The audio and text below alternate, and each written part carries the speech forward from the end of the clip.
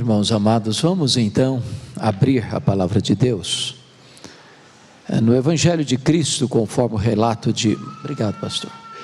Mateus capítulo 3.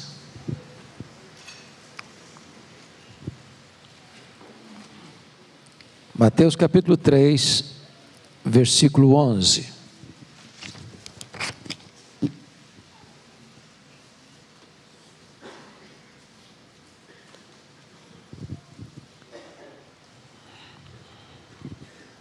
Eu convido toda a igreja para ler comigo esse verso. Vamos juntos? Eu vos batizo com água para arrependimento, mas aquele que vem depois de mim é mais poderoso do que eu, cujas sandálias não sou digno de levar. Ele vos batizará com o Espírito Santo e com fogo. Amém. Eu quero falar hoje, nesta manhã, sobre batismo com fogo. Dr. Edwin Orr, uma das maiores autoridades no mundo sobre a questão do avivamento, esteve no Brasil, percorrendo a nação brasileira, pregando sobre avivamento no centenário da Igreja Presbiteriana do Brasil. E certa feita, ele estava numa cruzada, em praça pública, muita gente ali reunida, e ele fez algo inusitado e muito estranho. Ele chamou 2 pastores ao palanque onde estava preparado para ele pregar. 2 pastores, um aspersionista, que batizava por aspersão, e outro pastor imersionista, que batizava por imersão. E diante da multidão, ele perguntou para os 2: qual de vocês usa mais água no batismo? Foi uma pergunta constrangedora, diremos nós inoportuna. Mas antes que o constrangimento se instalasse, ele disse: não importa a quantidade de água que você usa no batismo, a língua continua seca. É preciso o batismo com fogo, porque o fogo queima por dentro. Meus amados, este texto que nós acabamos de ler não tem consenso pleno em todo o universo evangélico. Alguns estudiosos pensam que João Batista está tratando aqui de 2 tipos de batismos diferentes e opostos, um de graça e outro de juízo. Entretanto, nós não entendemos assim. Entendemos que batismo com o Espírito e batismo com fogo são análogos e complementares. Notem vocês que o texto diz: ele vos batizará. Quem batiza é Jesus. Ele vos batizará com o Espírito e com fogo. Portanto, aqueles que estão recebendo o batismo, e ele está se referindo àquela multidão que está ali, que haveria de crer, as mesmas pessoas receberiam ambos os batismos. Ele vos batizará com o Espírito Santo e com fogo. Portanto, a mesma pessoa recebe ambos. Então são análogos e complementares. Mas ainda mais, vocês podem perceber que a expressão que está lá no grego e aqui na língua portuguesa, ele vos batizará com o Espírito Santo e com fogo, e não ou com fogo, porque se fosse oposto e contraditório, não faria sentido estar escrito isto. Ele vos batizará não com o Espírito ou com fogo, mas ele vos batizará com o Espírito e com fogo. Pensa desta maneira, que são análogos e complementares, João Calvino, o grande reformador do século XVI. Da mesma forma pensa Robertson, também pensa igualmente J. Carson, William Hendrickson, Matthew Henry, R.C. Sproul, John Stott, Mark Lloyd Jones, e o missionário pioneiro da Igreja Presbiteriana do Brasil, Ashbel Green Simonton, que no seu diário, termina o diário pedindo a Deus um batismo de fogo. Vale destacar, meus amados irmãos, que Deus se revelou ao seu povo usando a figura do fogo. Por exemplo, ele apareceu a Moisés numa sarça que ardia e não se consumia no Sinai. Deus guiava o seu povo pelo deserto à noite por uma coluna de fogo. Deus desceu sobre o Sinai em fogo. O aspecto da glória do Senhor era como fogo. O Senhor respondeu a Elias lá no Carmelo com fogo. Desceu fogo do céu quando Salomão consagrou o templo de Jerusalém. Isaías orou para que Deus descesse e se manifestasse como quando o fogo inflama os gravetos. A Bíblia diz que Deus é um muro de fogo ao redor do seu povo. Deus faz dos seus ministros labaredas de fogo. A Bíblia diz que o nosso Deus é fogo, que o seu trono é fogo, que a sua palavra é fogo, que Jesus batiza com fogo, e o Espírito Santo desceu no Pentecostes, línguas como de fogo, pousando uma sobre cada um deles. Então, à luz desta analogia, eu gostaria de pegar este símbolo do Espírito, que o fogo é símbolo do Espírito, para tirar aqui 4 analogias para o nosso enlevo nesta noite. Em primeiro lugar, o fogo ilumina. Você vê em João 8,12, Jesus dizendo: eu sou a luz do mundo, quem me segue não andará em trevas. Aquele que é batizado com fogo não anda em trevas. A sua vida não está na escuridão. Ele não está mais prisioneiro do império das trevas. Ele foi liberto. Ele anda na luz.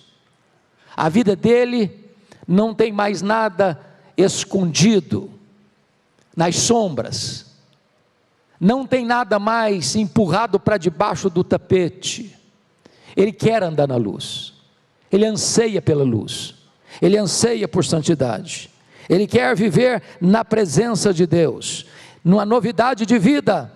Em outras palavras, meus amados irmãos, aquele que é batizado com fogo, ele não segue a Jesus de longe, ele não se esgueira nas sombras do pecado para se acomodar e se esconder da presença do Deus eterno. Mas em segundo lugar, queria que vocês olhassem comigo de forma muito breve, na primeira carta de João, capítulo 1, versículo de número 6, porque aí há uma outra coisa que eu quero destacar. Está escrito assim: se dissermos que mantemos comunhão com Ele e andarmos nas trevas, mentimos e não praticamos a verdade. Se batismo com fogo trata de iluminação, que quem anda na luz está iluminado, essa pessoa tem comunhão com Deus. Não é possível ser batizado com fogo e não ansiar viver na presença de Deus, desejar Deus, ter comunhão com Deus, ter fome de Deus, ter sede de Deus ser a maior atração e anseio e anelo da sua alma, porque está escrito aqui, que se você tem comunhão com Deus, você anda na luz e não nas trevas.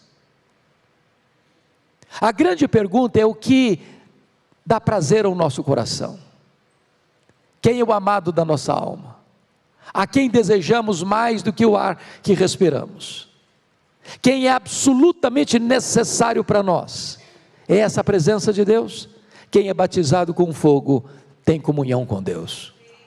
Mas veja você, ainda nesse texto, agora no versículo 7, porque há algo aí que merece ser destacado.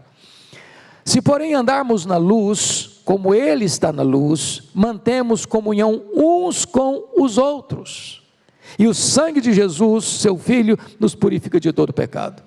Quem é batizado com fogo, não apenas anda na luz, não apenas tem comunhão com seus irmãos, mas quem anda na luz, tem comunhão uns com os outros.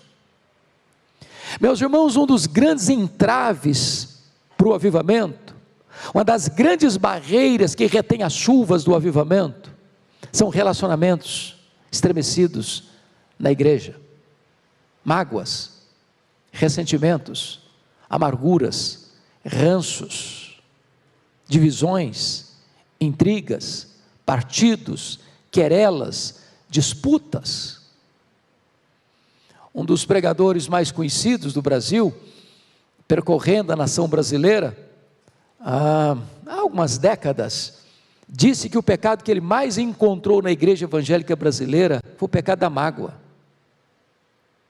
As pessoas se reúnem no mesmo santuário, as pessoas cantam no mesmo coral, no mesmo conjunto, se assentam ao redor da mesma ceia do Senhor, mas tem pendências, tem feridas, tem coisas que precisam ser corrigidas, acertadas, precisam se reconciliar.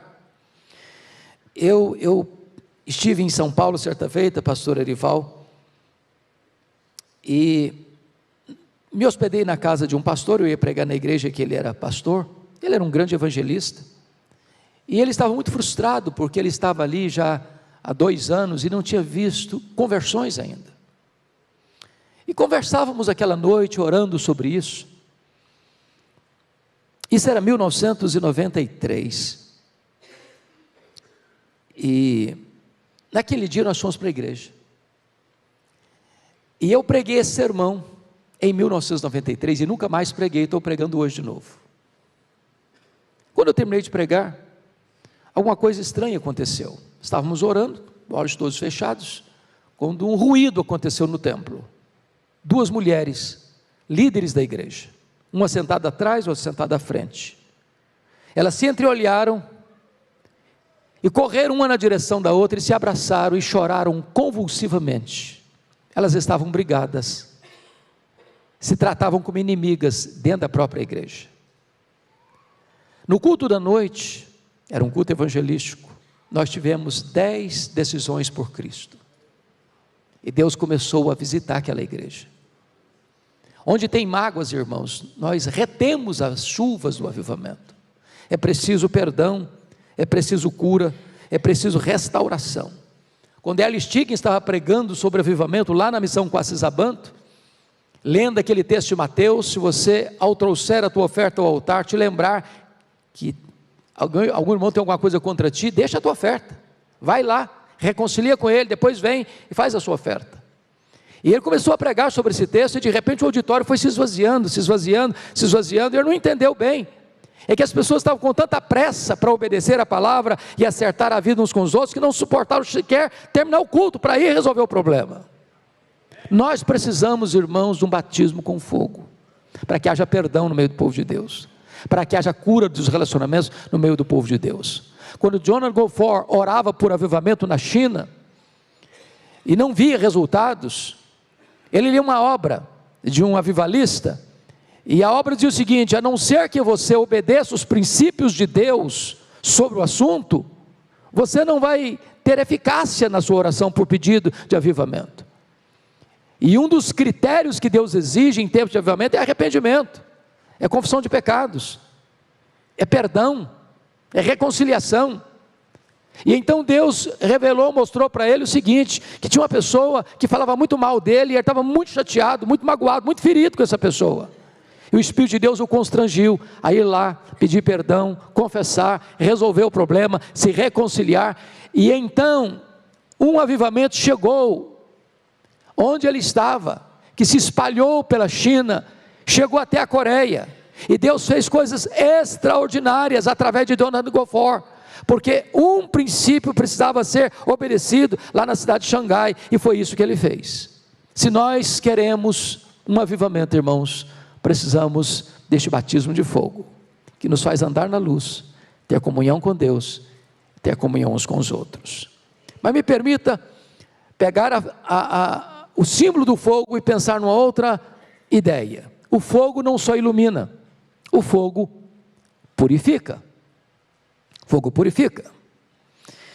E quando você olha, às vezes a sua vida, a minha vida, a nossa vida, pode estar parecendo muito mais um poço de Isaac. Isaac cavava os poços, ali tinha água boa, mas vinham os filisteus e entupiam esses poços, jogavam entulho nesses poços, e a água não jorrava. Às vezes, meus amados irmãos, há pecados na nossa vida, enraizados, sedimentados, escondidos, ou aqueles que nós já nem sentimos mais nenhuma culpa, já passou a ser coisa normal, natural. Em tempos de avivamento, amados, coisas corriqueiras, coisas que parecia que passava batido, começa a incomodar, e então tem aquilo que nós chamaríamos de agonia do arrependimento, e as pessoas começam a trazer isso à tona, o Espírito de Deus começa a lembrar coisas que você fazia e achava que não tinha nada a ver, e de repente aquilo começa a incomodar, e vem então um tempo de quebrantamento, de choro pelo pecado, de confissão de pecado e de restauração. Se os entulhos dos filisteus estiverem na nossa vida, os rios de água viva que promete a palavra de Deus, não haverão de fluir. Eu li certa feita de um querido irmão que foi se hospedar numa cidade aqui do interior de Minas, uma cidade bucólica, bonita, Campo Verde, e quando chegou na vilazinha, cidadezinha, faltou água, e foi um pânico, porque faltou água um dia, 2 dias, e as pessoas começaram a ficar desesperadas. Quando foram verificar, tinha um rato encalhado no tubo que levava a água para a caixa central, um rato encalhado, rato morto encalhado. Às vezes, meus amados irmãos, na nossa vida tem ratos mortos encalhados, que precisam ser removidos. Você e Deus sabem do que eu estou falando. Você sabe o que precisa ser mudado.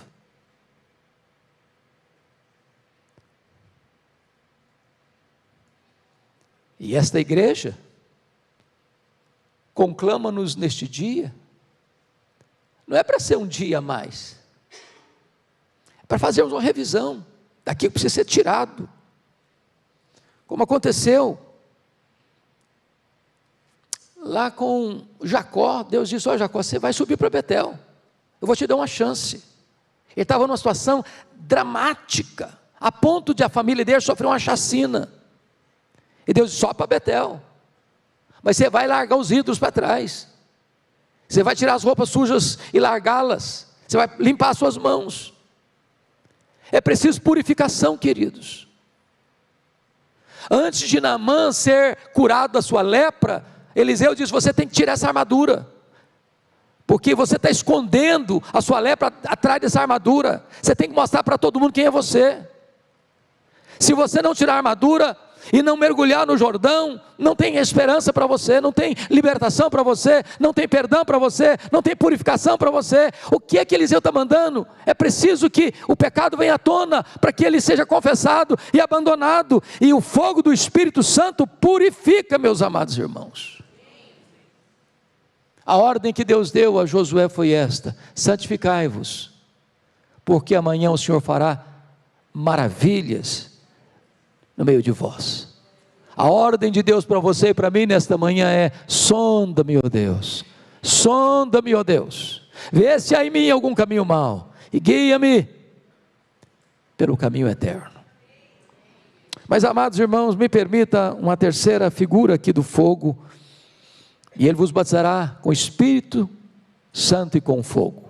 O fogo não só ilumina, o fogo não só purifica, mas em terceiro lugar, o fogo aquece. O fogo aquece.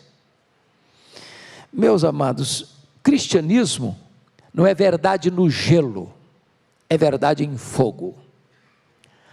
A igreja não é uma barra de gelo para conservar a verdade.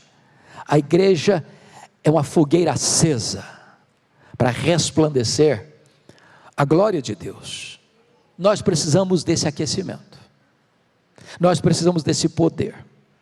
Eu fico lembrando, presbítero Gerrentes, da história lá do Eliseu. Deus usou Eliseu para orar por uma mulher que era rica, mas não tinha filhos. E a mulher concebeu, e ela deu à luz. E o menino cresceu, foi trabalhar no campo com o pai. E de repente o menino sentiu uma dor de cabeça forte. O pai mandou o menino para a mãe, e o menino veio e morreu nos braços da mãe. A mãe correu, Eliseu, E Eliseu, ao ver a mulher, percebeu que alguma coisa estranha estava acontecendo, e ele perguntou: está tudo bem com você? Com seu marido? Com seu filho? Ela respondeu: tudo bem. Mas Eliseu percebeu a aflição da alma dela, e ela reclama de Eliseu: eu não pedi filho. E Eliseu então diz para o Geazi, seu servo: vai lá, corre, não cumprimente ninguém pelo caminho, bote o meu bordão no rosto do menino. O Geazi correu e botou o bordão. Não aconteceu nada. Não aconteceu nada. O problema não era o bordão. O problema era quem carregava o bordão. Então Eliseu foi, se lançou sobre o menino, e orou, e clamou, e o menino teve a sua carne aquecida, e ele não contentou-se com isso, ele continuou clamando a Deus em oração, e o menino ressuscitou. Se nós quisermos ver os meninos mortos ressuscitando, mortos espiritualmente, nós precisamos desse calor do Espírito Santo, desse fogo do Espírito Santo, dessa virtude do Espírito Santo de Deus. Eu fico olhando a história do Elias. Elias foi aquele homem que orava e os céus se fechavam. Elias orava e o menino morto ressuscita. Elias orava e o fogo descia. Elias orava e as chuvas torrenciais caíam. E então a viúva de Sarepta disse acerca dele: agora eu sei que tu és homem de Deus, e que a palavra do Senhor na tua boca é verdade. Oh, amados irmãos, às vezes nós proferimos a palavra de Deus, mas não há virtude, mas não há poder. Nós precisamos desse poder, porque uma coisa é proferir a palavra de Deus, outra coisa é ser boca de Deus. Jeremias 15:19 diz assim: se tu te arrependeres, eu te farei voltar e estarás na minha presença, se apartares o precioso do vil, serás a minha boca. Precisamos dessa unção, queridos, porque quando abrirmos a boca, flua a palavra de Deus com grande graça e poder. É por isso que o nosso irmão Mark Lloyd Jones vai dizer que pregação é lógica em fogo, que brota de um homem que está em fogo. É por isso que John Wesley dizia para os seus alunos: meus filhos, ponha fogo no seu sermão, ou ponha o seu sermão no fogo. É por isso que Dwight Lyman Moody, quando perguntado como é que começa um processo de busca de avivamento na igreja, ele respondeu: acenda uma fogueira no púlpito. Porque se o pregador for lenha seca a pegar fogo, até lenha verde vai começar a arder. Nós precisamos desse fogo, queridos. Nós precisamos desse revestimento do fogo do Espírito Santo de Deus. O pedido de profeta Isaías, lá no capítulo 64 do seu livro é: ó, se fendesses os céus e descesses, para inflamar, como o fogo inflama os gravetos. Nós não estamos falando, irmãos, de fogo estranho, de fogo fátuo. Não estamos falando de esquisitices, não estamos falando de novidades no mercado da fé, não estamos falando de sincretismo religioso, nós não estamos falando de fogo plástico que o homem fabrica, que tem cor, mas não tem calor. Nós estamos falando de uma obra genuína do Espírito Santo, que é dada pelo Senhor Jesus. É Jesus quem batiza com o Espírito Santo e com fogo. É Ele quem derrama o seu Espírito sobre a igreja. É Ele que é o amado noivo da igreja. Ele que ama a igreja mais do que você e a mim. É Ele quem está mais interessado em reavivar a sua igreja. Mas eu quero concluir trazendo a última imagem do fogo. Primeiro, o fogo ilumina. Segundo, o fogo purifica. Terceiro, o fogo aquece. Quarto, o fogo se alastra. Meus irmãos, o fogo ou alastra ou apaga. O que apaga o fogo? Quando você retira o combustível. Eu fui criado na roça, e um dos cuidados que sempre meu pai teve com o seu sítio, é na época de seca, fazer acero do lado da cerca. Eu sei que quem nasceu na cidade não sabe o que é isso. O que é o seguinte: você tem a cerca com os mourões, com arame no meio, para o gado não passar de um lugar para o outro, não invadir a propriedade alheia.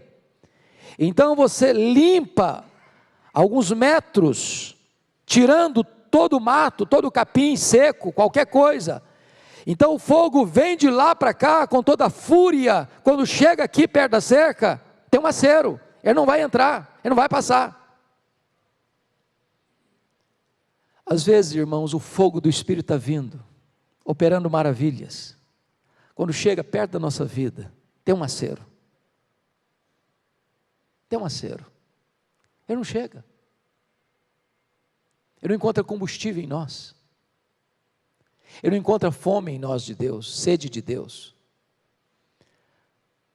Pastor Hélio Stig disse uma coisa que marcou muito a minha vida um dia. Ele disse assim: às vezes o Espírito Santo está procurando uma igreja para trazer um avivamento. Mas se esta igreja não está preparada, se essa igreja não está querendo, se essa igreja não acredita, vai para frente, vai procurar uma outra igreja que quer, que esteja preparada. Está lá no livro de Cantares, algo interessantíssimo, capítulo 5, no versículo 5, versículo 3 a 5, quando o amado bate a porta da sua amada, abre, e ela responde para ele: não, eu já despi minha túnica, hei de vestir outra vez, já lavei os pés, tornarei a sujá-los. Não, agora é tarde, agora eu não estou disponível, agora eu não quero, agora eu estou cansada, agora eu vou dormir, agora eu já me lavei, agora não. E quando ela percebe o que fez, e se arrepende do que fez, e vai abrir a porta, o seu amado já foi embora. Ela sai a procurá-lo, e é espancada, ela perde a oportunidade. Irmãos, nós não podemos criar a onda, mas nós precisamos pegar a onda. Meus amados, nós ansiamos por um avivamento. Agora Deus anseia muito mais, porque o natural da igreja é uma igreja cheia do Espírito Santo. Não é o extraordinário, é o ordinário. O Senhor quer mais do que nós. Ele nos ordena sermos cheios do Espírito Santo. Não é um pedido, não é uma súplica, não é uma sugestão, é uma ordem.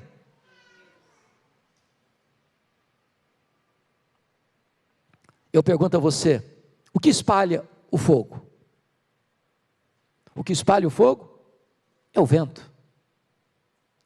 E tanto o vento quanto o fogo são símbolos do Espírito. E tanto um quanto o outro veio no Pentecostes. Quando eles estavam reunidos, depois de 10 dias de oração ininterrupta, todos unânimes, perseverando em oração, de repente, o Espírito Santo foi derramado.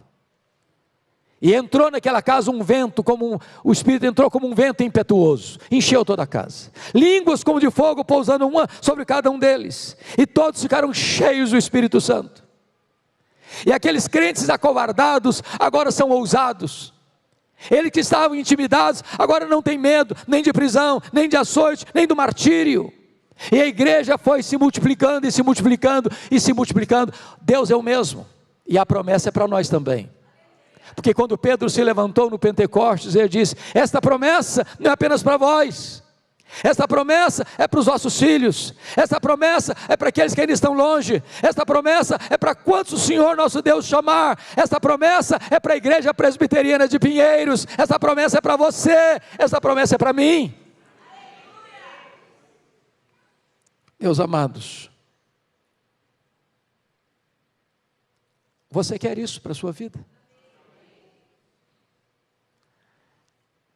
Havia uma igreja numa pequena cidade, pastor Arival, que estava ali há muitos anos, como tantas, sem impactar a cidadezinha. Há muitas igrejas, irmãos, hoje, que embora doutrinariamente fiéis, não pregam heresias, não suporto heresias, como dá certo fazer isso, não se deve pregar nem se suportar heresias. A ortodoxia é inegociável, insubstituível, mas ortodoxia morta mata, ortodoxia ossificada não gera vida. É preciso de um despertamento espiritual. Então essa igrejinha estava lá há anos, sem impactar a cidadezinha. Aí um dia, pasmem vocês, o templo desta igreja pegou fogo, literalmente. Começou a arder em chamas. E os vizinhos acordaram assustados. E cada um se mobilizou para apagar o fogo. E de repente um vizinho da igreja, que morava do lado da igreja, era ateu, nunca entrou na igreja, ele também nunca foi convidado.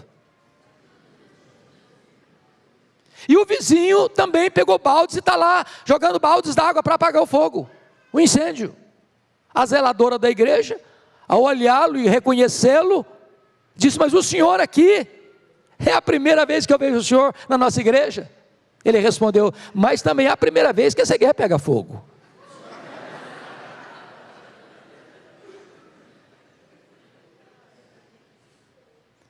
Amados, se a igreja receber o fogo do Espírito, não fogo estranho, não fogo fato, não fogo fabricado, mas o fogo do Espírito, as pessoas serão atraídas e virão aos borbotões, e virão multidões.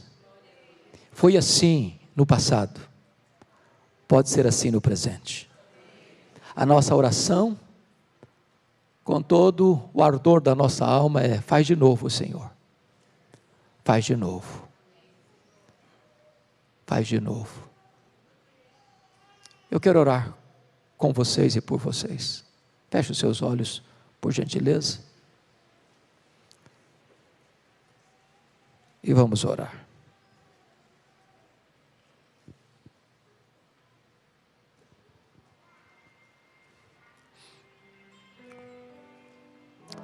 Deus está neste lugar.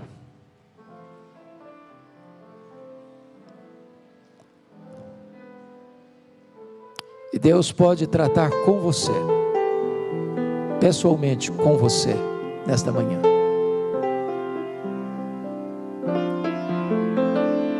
Para que você ande na luz, você tenha fome de Deus. E se tem alguma coisa pendente na sua vida, nos seus relacionamentos, que você precisa pedir perdão e perdoar, que você agora tome essa decisão.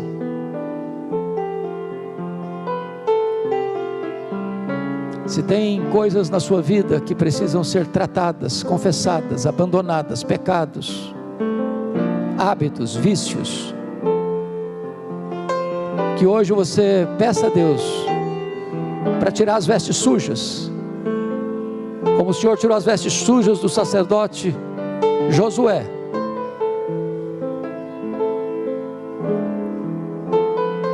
Se o seu coração hoje está morno, apático, talvez frio,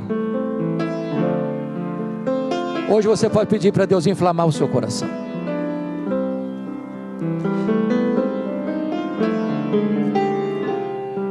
Se o fogo que está em você está quase apagando, e não tem se alastrado para alcançar a sua família, seus vizinhos, seus parentes, seus amigos, seus colegas de trabalho, você pode hoje pedir: Deus, faça de mim uma labareda, Senhor, sopra as cinzas, Senhor, acenda as brasas. Nós não queremos nada que não venha de Deus, nada, mas queremos tudo quanto Deus tem para nós. Não queremos ir 1 centímetro além das Escrituras, mas não queremos ficar 1 centímetro aquém das Escrituras. Tudo que Deus tem para a Igreja Presbiteriana de Pinheiros, para você, para mim, nós queremos, nós desejamos ardentemente. Senhor, aqui está a tua igreja, aqui está o teu povo. Um dia tão emblemático na história desta igreja. Pedimos-te, Deus, olha dos altos céus e vem e visita a tua igreja, e reaviva a tua obra, para o louvor da tua glória, em nome de Jesus, amém.